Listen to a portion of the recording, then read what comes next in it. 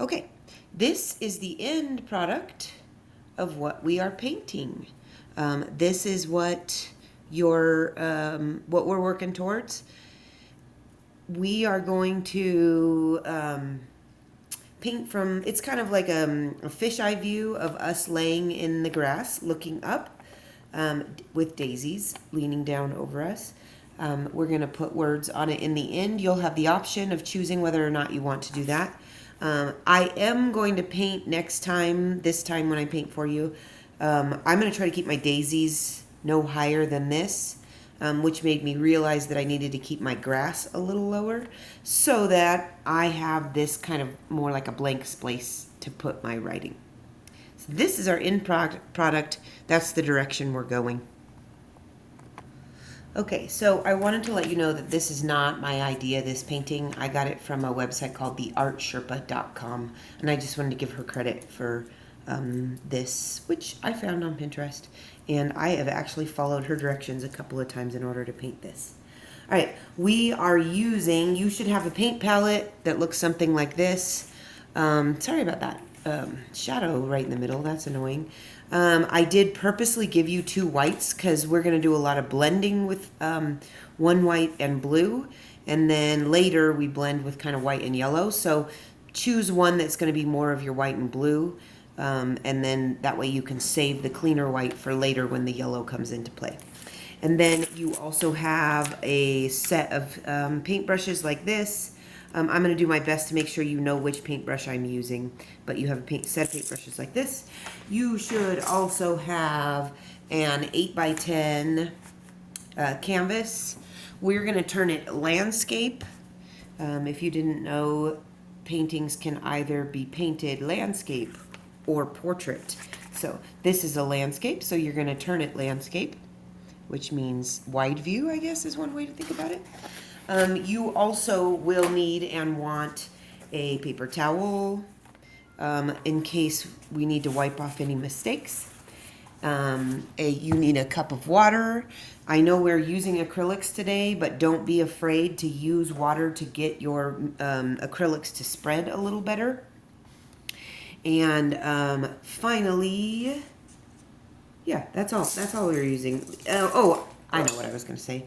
I've also provided you with this little easel. So I'm painting flat for the sake of this video, but you are welcome to tilt it a little more, set it upright so it faces you a little better. Use this easel in whatever way works for you. Put it back down flat in whatever way works for you. That's what it's there for. Okay, so to start, I'm grabbing my biggest brush. It's flat on the top, and it's the biggest one. It has I don't know, it says 5/8 on it, on mine. So the one that says 5/8 on it. When I get my paint, what I'm gonna do is I'm going ahead and getting it wet because I want it super spready. I'm going with blue and a little bit of white. It's okay that they're not blended together. Okay, so this is going to be blues and whites touching each other. I can always hand you more white if you need it. But what I'm going to do with the blue and white is I'm basically going to make a smile here on my canvas. Okay, so I am painting a smile, and it's going to end up kind of swirly and it's not a solid blue line, and that's okay. I'm dipping it into a little bit of white. I'm going to continue on with my smile. This blendy blend that we're getting is kind of exactly what we're going for. I am rubbing over it just so that the canvas doesn't look empty. See how there's like these kind of like the paint didn't fill into the holes, and you can always dip into the water and get things spreading a little more. If you can see the swirls of different colors, there's nothing wrong with that. That is what we're shooting for. So I've got I started with my smile in blues and whites. Then with that blues and whites, I'm going to go ahead and add the tiniest bit of this magenta. And I'm going to continue my smile. And it's okay that the two are touching each other. Blues get into the magenta. I'm going to touch the water so it's a little more spready. It's okay to touch your paint and add more, but it's kind of transitioning from the bluish whitish up to the magenta. Basically, the sky is going to get lighter as we work our way up. Allow the water to do the blending with you. So we're going to work our way up. I might even hit that blue and white a little more and allow the blue and white to come back into my painting a little bit more. Now I'm transitioning up to more blues with less whites.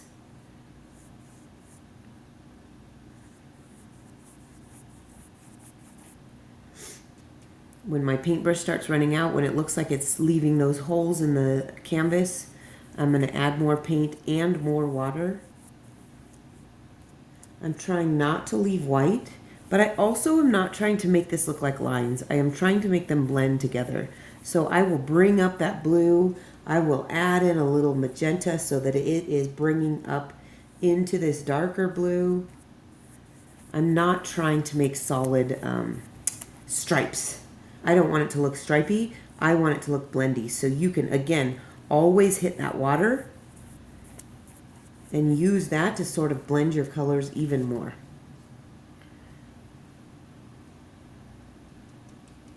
I'm still working my way up. You can add a little more blue and magenta together. It kind of becomes, when you put the blue, when I hit the blue and magenta together, it becomes kind of purpley. That's right about where I'm going next, is a darker purple.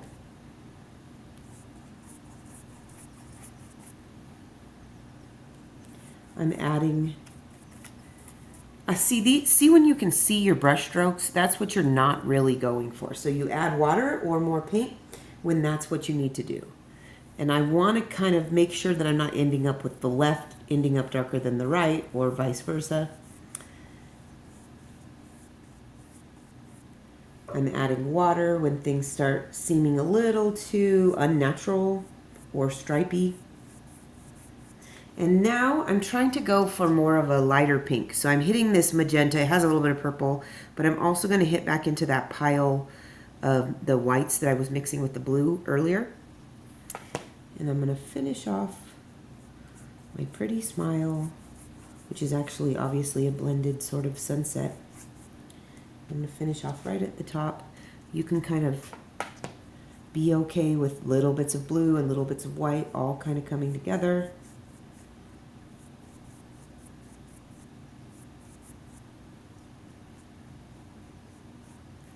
And I want to avoid seeing my paint strokes. No, paint strokes is okay, but you don't want it to look like brush strokes. So if you need to add water so that they blend a little better, go for it.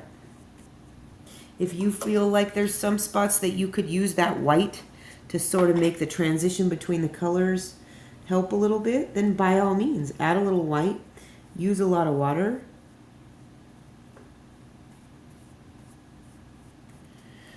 So that you get the sky that you were looking for. Before I move on to the end, I am going to kind of look at my edges and make sure that this looks a little more freely flowing and not my brush strokes. Whoa! You can often pull things like this up with your paper towel. I know I'm going to end up with a dark color down there, so I'm not too worried about that.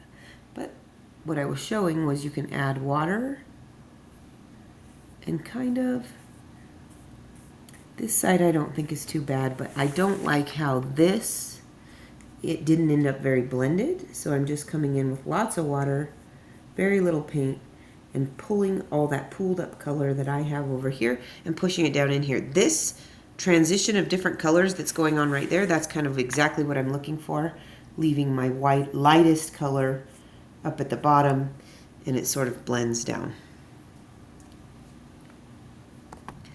Okay, Be sure and let me know if you need me to pause the video. And if you're watching this at home, obviously you could pause the video and catch up to me. So now I'm rinsing my brush in the water. I'm just trying to get most of those blues and pinks off, but it's okay when we move on to the next color. If a little bit of blue and pink come with us, it won't hurt anything.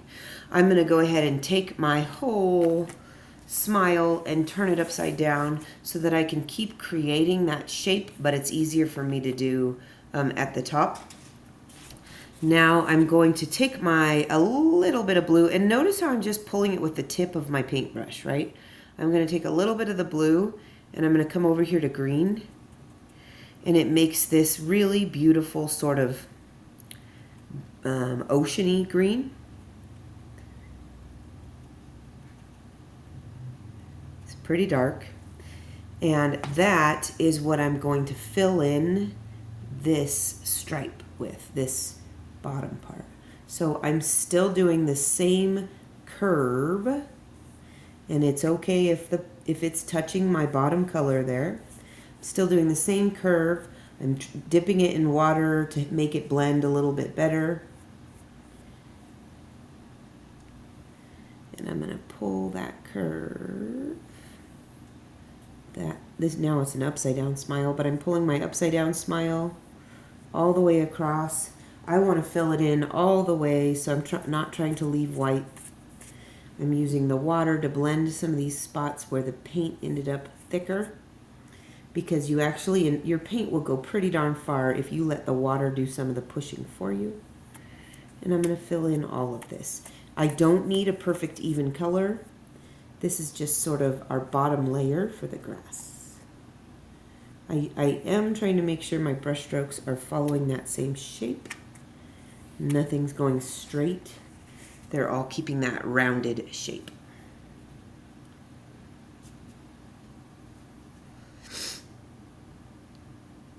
Okay, now I'm flipping it back over because this green is actually the bottom of my art.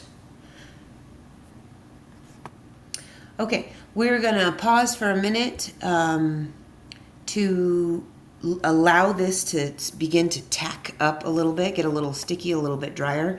While we're waiting on that, we're going to talk a little bit about our Bible lesson today. Our Bible lesson today is Bloom Where You Are Planted.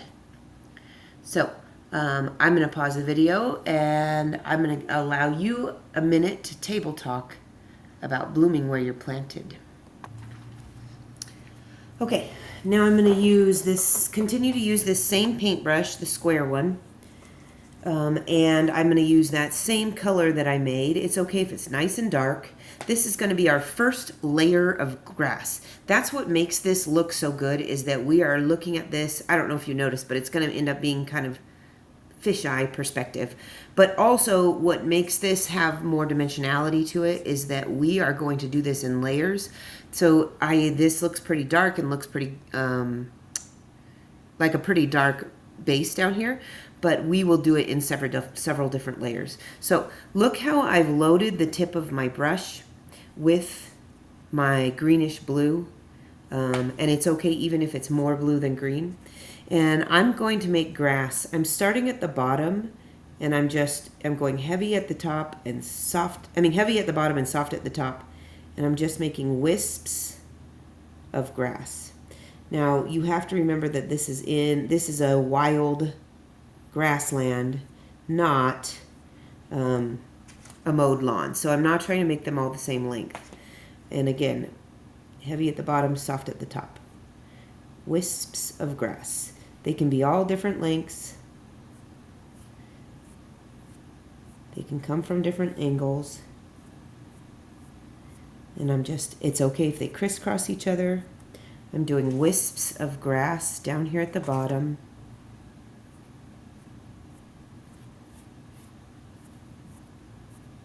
And I'm just kind of flick, flick, flick, flick. I'm going to turn this over so that I can get it as even on this side. Flick, flick, flick. I'm pushing harder when I'm at the bottom than when I'm at the top. And I'm trying to stick with that same color, but again, it's just that mixture of the blue with a little bit of green.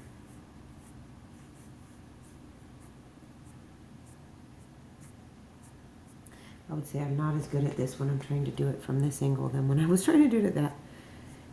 Hopefully you're better. This is my base layer. I am trying to kind of fill in all this wild grass. I'm going to dip it in water just so that my paint is going a little bit further. It's a mix of blues and greens. There we go. The dimensionality comes with those layers there. And I'm also not keeping my wrist at the exact same angle every time. They are coming from down here every time, down at the bottom. But I'm kind of adjusting what angle my wrist is at. So that's my first layer of grass. Now, let me check my notes just to make sure. It's the very distant back layer. Now I'm going to start adding a little bit of yellow to the mixture. So I'm going to start touching the blue less and touching the yellow more. This is still a darker layer, so I'm not trying to go for too light of a yellow, and I'll let the brush do a lot of the blending. But I'm just going to do the exact same thing. And I'm starting from the bottom and going up. Starting from the bottom and going up. I'm not going too much higher than my second, your second layer of color in the sky, if that makes sense. So I'm touching green, touching yellow. It's okay if there's still a little bit of blue in there. Ooh, that's a lot of paint loaded on the tip of my brush, so I'm just going to get some of it off. I'll keep using that, and I'm going to keep going.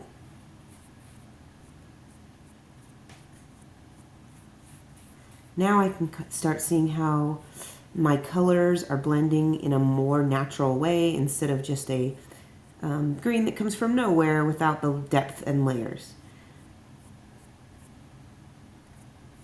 I think I like to keep it. I'm going to try this time without flipping it, but you could flip it again when you go to the other side. I feel a little better just going like this.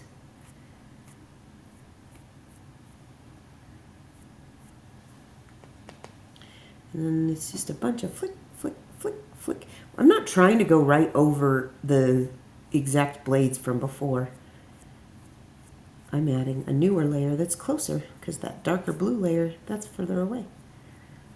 And I'm not trying to stop any of my blades in a specific spot. And then as we keep coming further and further forward or closer to your perspective, I'm going to add more and more yellow.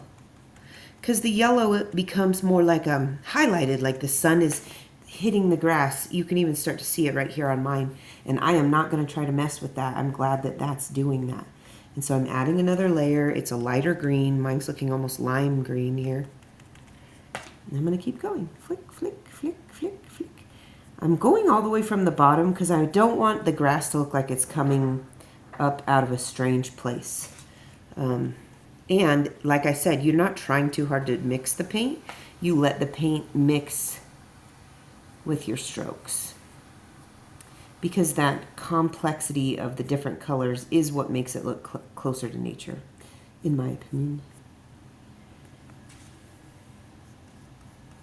Sometimes your paint starts coming too high up on your brush, and you might need to use the edge of something to push all that same amount of paint down towards the base of your brush, because you're really using just the tip here.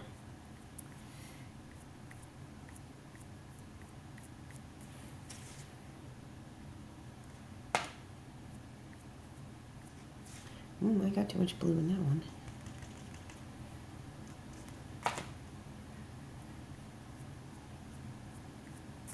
I definitely want my closest layer to be the like lime greeny yellowest I can get. I don't even mind like straight yellow. The more yellow you add, the closer the layer is to you. And I'm again hitting all the way at the bottom so that there isn't like a, I don't know, an unknown color going on down there. Okay, now with that lightest color, let me check. Oh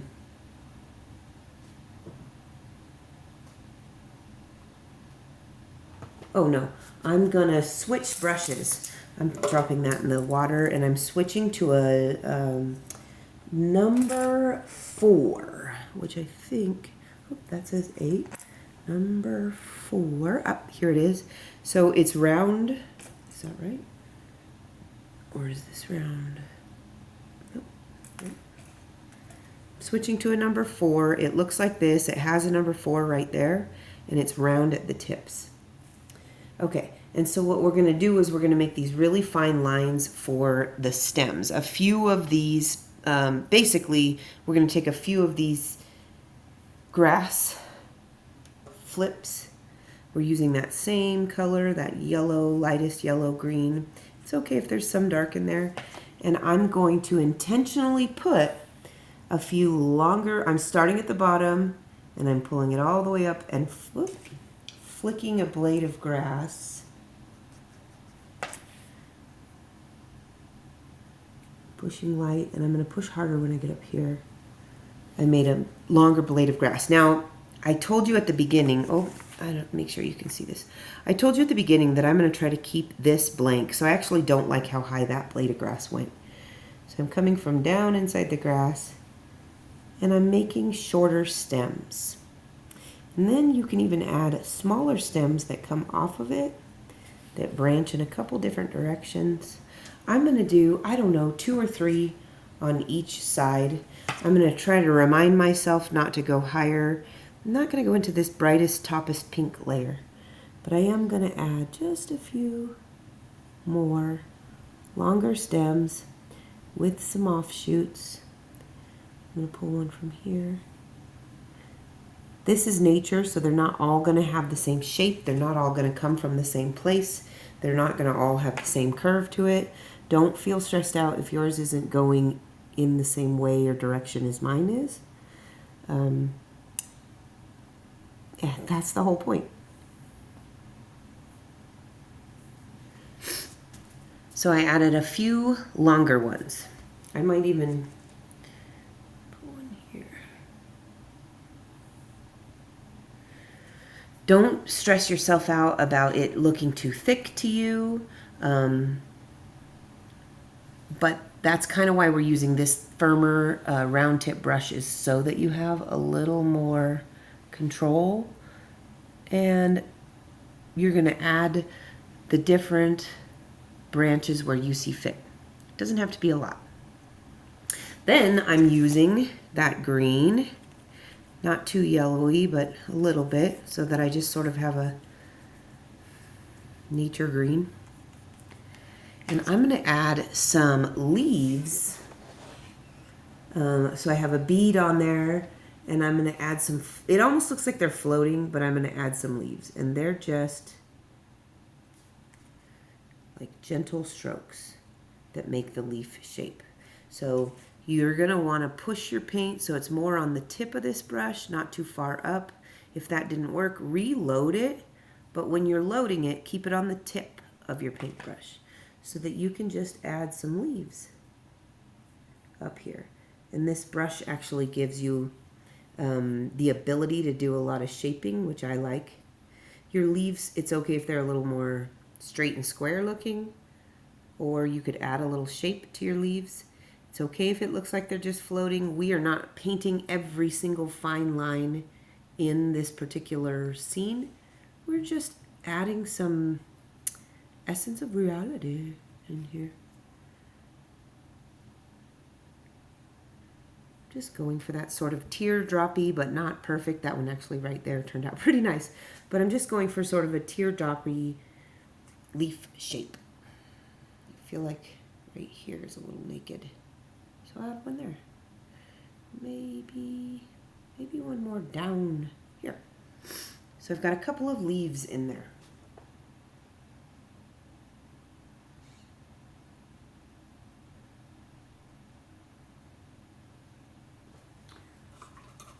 All right, once you've got your leaves, I'm going to switch brushes to a number 3 round brush. So again, you can see the numbers on the sides of all these, and I am looking for a number 3 round. I love how they're not very easy to see. Oh, here it is. It looks like this.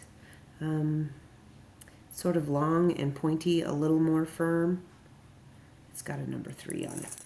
So I'm going to use my number 3 round because it really helps me draw shapes.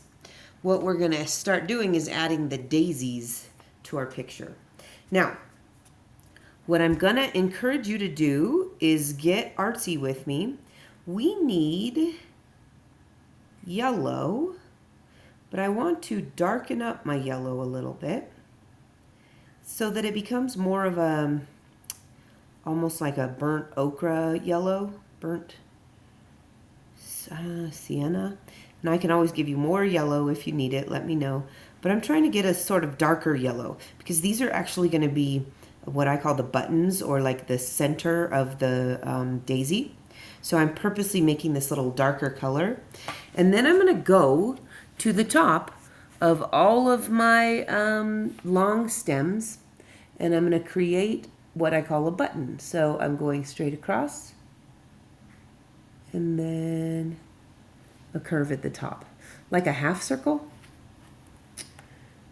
And it doesn't have to be exactly touching the stem, and they don't all have to be exact colors. But I'm going to go ahead and add, I don't like how high up that one went, so I'm actually going to try to paint over the top of my green, going a little too high. They're not going to be all the same size, right? These daisies have depth.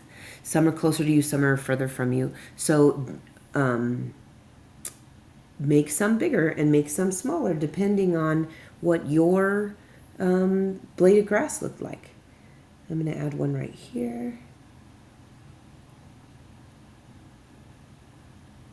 You can always go back and add a second layer. Like, see how I can still see my green there? I might give that a minute to dry and then come back with that color. And add my daisies in all the spots where it looks appropriate. What leaves were they coming off of? I mean, branches that we drew, are they coming off of? So I'm adding in my daisies. This is just that button, that middle part of the daisy.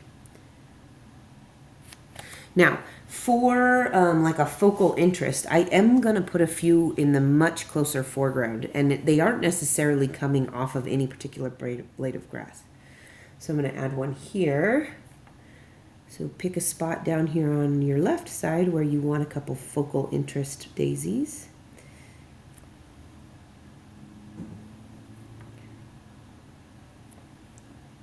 I'm going to add a small one, I think, here. These shapes do not have to be perfect. It helps if you start off with that bottom line and then do the curve at the top. I'm going to go ahead and make one really big focal interest very close to the lens. If this was a camera and I was looking at this, I'm going to go ahead and make a daisy very close to the lens. So this one, in this field that I'm looking up at, this particular daisy is awfully close to me. I'm not scared of that green. I'm just going to go ahead and build my color. There is nothing wrong with your color ending up slightly different than on the other daisies. This is a different plant than that one. Still a daisy, but it's okay if the color is slightly different. If your yellow ends up more like a whitish yellow, that's okay. If you felt like you needed to add white here because the green is too overpowering, that would be okay. So I chose to make a close, very close focal interest daisy right there. I think I might add one. I feel like I need one sort of here too.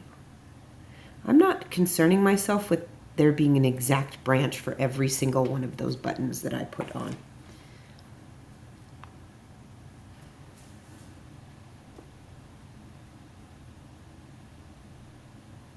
Now, you're welcome to add a little white If you feel like you don't like how brown these were turning out, or you feel like they needed a little more highlight, I'm going to help you add highlight at the end.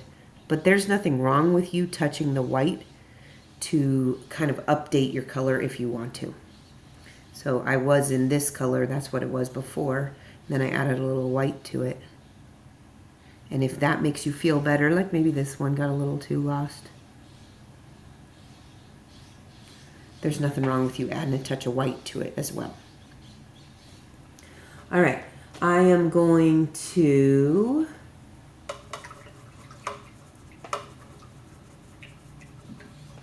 this is where we're gonna that dollop of white that I haven't touched at all. This is when I'm gonna pull it in. I just rinsed my brush a whole bunch, but you don't need to rinse your brush too much. What I am going to do is I'm going to try to touch. Am I using the same brush? Let me make sure I'm using the same brush. Yep, I cleaned my brush. Okay, and I'm touching the yellow, and now I'm touching my bright white. I think this brush is not the one I want to use. Let me try it with this brush. I'm going to show you how we make the petals. Basically, I go to the button, I push heavy, and then I flick. I push heavy and flick. And I am just adding petals. They're just flicks that come off of each button. You can add more or less, but as you can see, the petals kind of face down. If your daisy is small, I liked this number 3 brush. When your daisies start getting bigger, that I remember from last time I painted it, this number 4 that we were using earlier. I'm going to try to pull out all the green.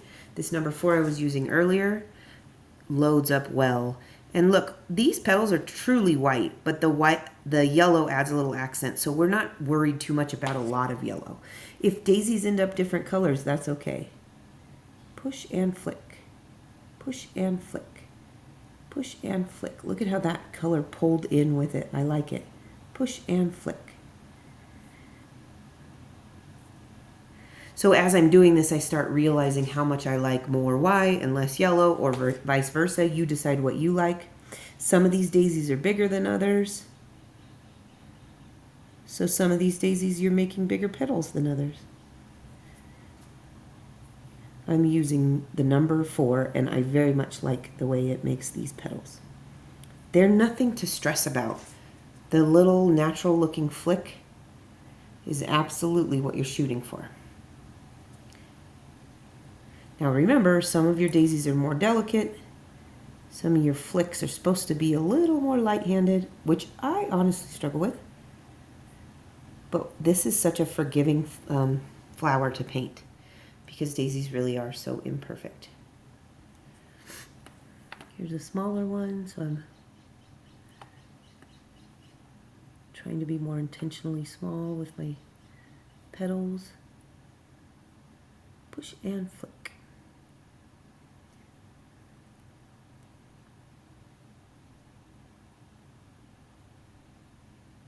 I like the longer petals that pull themselves in every once in a while. I actually kind of like even those gaps in between. Gives these flowers that different dimensionality. So you're just going to every single one of those buttons that you made, you're adding the petals that go to the bottom. You can come out further to the side. Just remember that the reason you can't see the ones on the back side is because of perspective, right? You can't see behind the daisy. Your flick can be as imperfect as it turns out, you're okay. And you can go back and do some shaping if you didn't like how that flick turned out, or you don't like how see-through the white is. You can go back and do some shaping. But what I don't want to see is you overcorrecting yourself and finding that you're spending a lot of time concentrating on some sort of perfect shape. We're not shooting for perfect shape. We're shooting for much closer to nature, much closer to the way God would have done this. I should have had a daisy there. I think I might try to add it.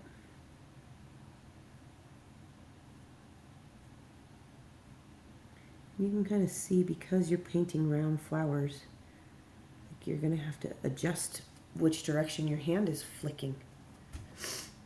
When I get close to here in the grass, I feel a little bit like this needs a little time to tack up before I do too much, but I can go heavy with the white.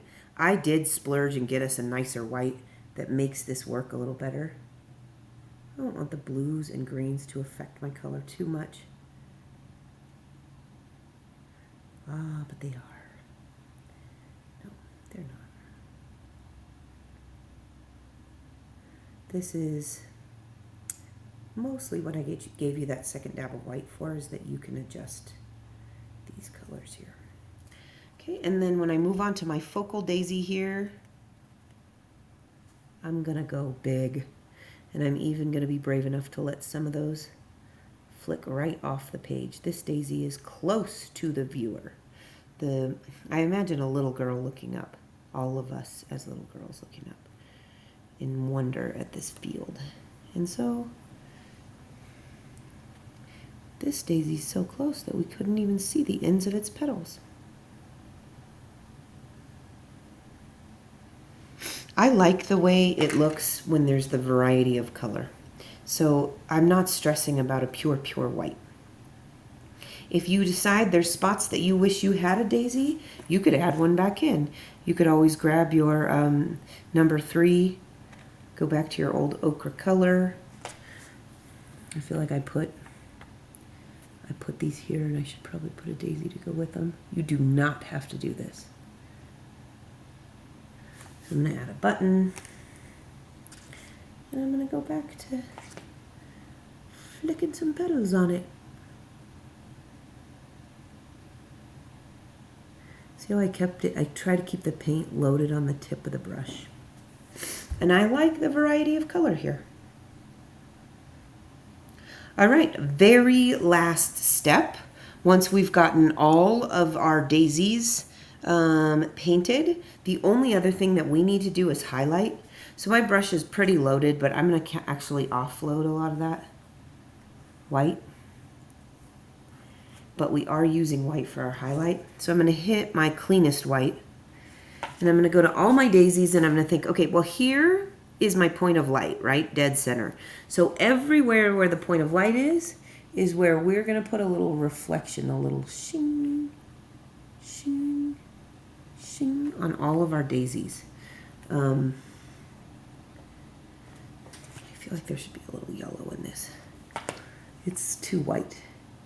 Yeah.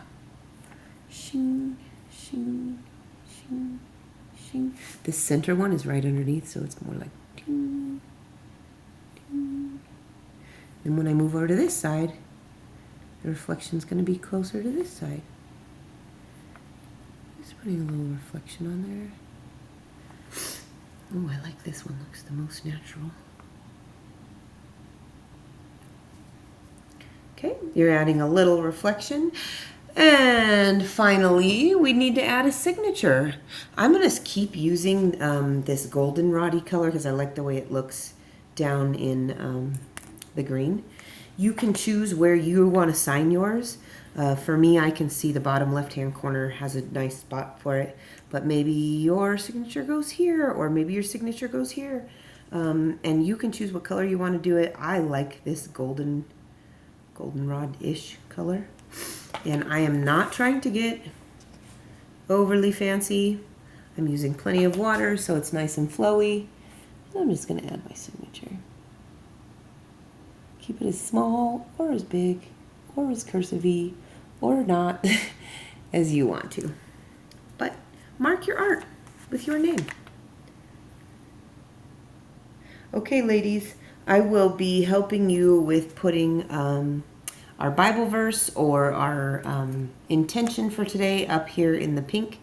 I hope that you feel pretty satisfied with yours. I think my favorite thing is to see the different ones around the room. This video will be on YouTube.